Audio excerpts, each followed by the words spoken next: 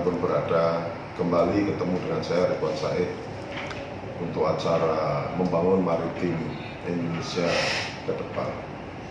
Kali ini saya langsung dari kantor PT Pelindo Multi Terminal atau biasa akrab disebut SPMT. Saya sudah ditemani oleh Branch Manager SPMT Bapak Herudin Lubis. Selamat pagi Pak Herudin. Pagi Pak. Sehat Pak? Sehat, alhamdulillah. Jadi gini Pak, saya ingin tahu bahwa mungkin bisa cerita apa kinerja SPMT dan rencana pengembangan SPMT ke depan itu Pak. Silakan Pak, Pak cerita. Oh ya, siap. Terima kasih kesempatannya Pak. Kita di SPMT Branch Belawan ini sebenarnya sudah melakukan pengembangan-pengembangan dari sisi terminal, di mana Branch Belawan ini, Pelabuhan Belawan ini memiliki ada 4 terminal Pak, di mana satu adalah terminal surah cair untuk kegiatan-kegiatan CPO dan turunannya. Nah, kapasitas terminal surah cair kita ini bisa sampai mencapai 6 juta ton kemampuannya. Kemudian yang kedua itu ada kegiatan curah kering terminal food and feed. Nah, kapasitas terminal food and feed kita ini dalam 1 tahun ini bisa mencapai 1 juta ton. Nah, di terminal curah kering food and feed ini kita kedepannya akan melakukan pengembangan untuk dari sisi pelayanan ataupun dari sisi storage-nya. Kemudian ada terminal curah kering kegiatan PKI Bungkil. Di situ juga kita sudah melengkapi dengan alat-alat full mekanis. Nah, untuk kapasitas dalam 1 tahunnya itu ada sekitar 800.000 ton. Nah, yang keempat itu ada kegiatan terminal curah kering batu bara, batu split ataupun pasir maupun tanah liat. Itu kegiatan melalui tongkang kegiatannya. Nah, di situ kapasitasnya kita bisa melayani dengan kegiatan 2 tongkang sekaligus dengan produksi setahun itu ada sebesar 700 sampai dengan 800.000 ton. Mungkin itu di Pelabuhan Belawan ini kita masih mempunyai 4 terminal Pak. Nah, pengembangan ke depan itu sejalan dengan Sumatera Utara ini adalah hinterland-nya perkebunan sawit. Kita akan mengembangkan dan mengusulkan untuk penambahan dermaga curah cair CPO Pak posisinya, dan kegiatan curah lainnya itu ada di IKD dan di Citra. Mungkin itu Pak kesempatan yang. Jadi Pak Herudin, Sumatera ini kan potensi untuk kelapa sawitnya cukup besar. Iya. Jadi selama ini baru berapa persen yang produksi yang masuk ke Belawan? Oh, kalau untuk hasil dari perkebunan itu Pak, memang konsepnya itu kebutuhan kebun itu sudah kita layani, yaitu kegiatan pupuk curah.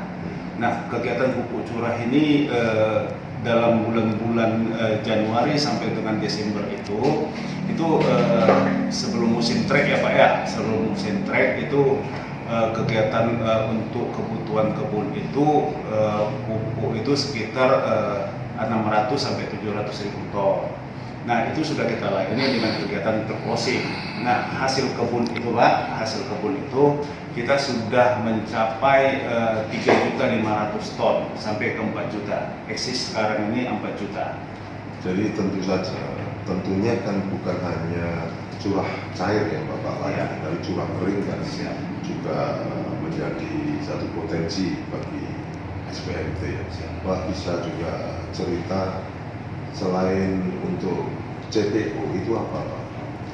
Selain untuk CPO, curah kering itu pupuk Pak, pupuk, kemudian PKI, bungkil, dan cangkang atau PKX. Itu untuk domestik apa ekspor? Kalau untuk CPO itu rata-rata yang di dermaga terminalisasi kita itu untuk kegiatan ekspor itu sebesar 3.500.000. Kalau untuk antar pulaunya Pak, kegiatan bongkar antar pulau itu sekitar 600.000 ton setahun.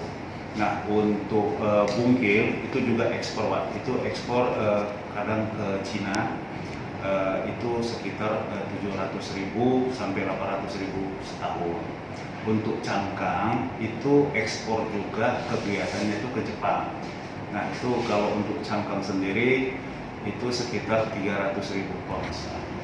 Jadi cukup potensi ya sebenarnya pelabuhan ini. Tapi tentunya Pak, itu kan pasti ada kendala-kendala, ada problematika yang Bapak hadapi, kalau bisa ceritain. Nah, sebetulnya semangat kita untuk melakukan improvisasi di sisi terminal, Pak. Di SPMT sendiri kita sudah menjalankan program terminalisasi, peningkatan dalam 6 pilar, Pak, terkait dengan HSSE, kemudian pemenuhan SDM, kemudian perbaikan fasilitas peralatan, kemudian terkait dengan kebutuhan IT, Pak. Nah, sebenarnya inti dari terminalisasi ini adalah kita bisa mengevaluasi dan melakukan kontrol terkait dengan pelayanan kita, di mana kendala-kendala itu jangan berulang dan jangan terulang kembali. Nah, di situ kita memang harus punya standarisasi berapa sih kegiatan yang harus dicapai dalam kegiatan bongkar muat perharinya. Nah, di situ ada pun kendala-kendala, kalau seandainya itu masih bisa undercovernya kita, katakanlah kekurangan truk, kerusakan alat, itu jangan lagi terulang pada kegiatan di kapal atau di kegiatan yang sama. Di situ semuanya bisa kita justifikasi, kita lakukan planning, kemudian kita layani, kemudian kita lakukan evaluasi. Komentar Om Putong mengenai layanan di Pelabuhan Belawan yang fasilitasnya dioperasikan oleh SPMT. Itu apa menurut Om? Oke, pertama di Pelabuhan Belawan ini SPMT itu bekerja untuk Undang-Undang 66 ini, RORO mereka kerja bahwa SPMT BBM-nya RORO, terus curah cair. Untuk makanan ternak atau konvoyer makanan itu bisa dikerjakan oleh PBM swasta yang mempunyai izin khusus untuk bongkar muat.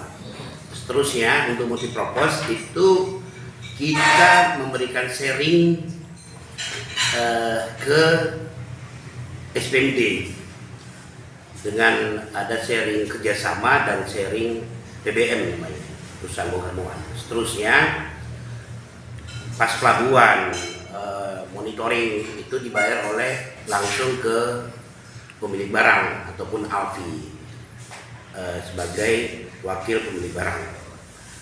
Bahwa di Pelabuhan Belawan ini masih memakai ajas lokal, bahwa kearifan lokal itu tetap dipakai, jadi tidak mematikan BBM yang sejenis oleh yang dikerjakan oleh Pelindo. Contoh misalnya kalau Pelindo memakai alat kita juga bisa pakai. Kalau BBM swasta itu punya alat, BBM Pelindo juga membayar sharing aja, tidak perlu pakai alat SPMT sendiri. Jadi intinya kemitraan di Pelabuhan Belawan masih bisa dicontoh lah. Jadi saya berharap pelabuhan-pelabuhan lain bisa mengadop ke di Pelabuhan Belawan. Terima kasih.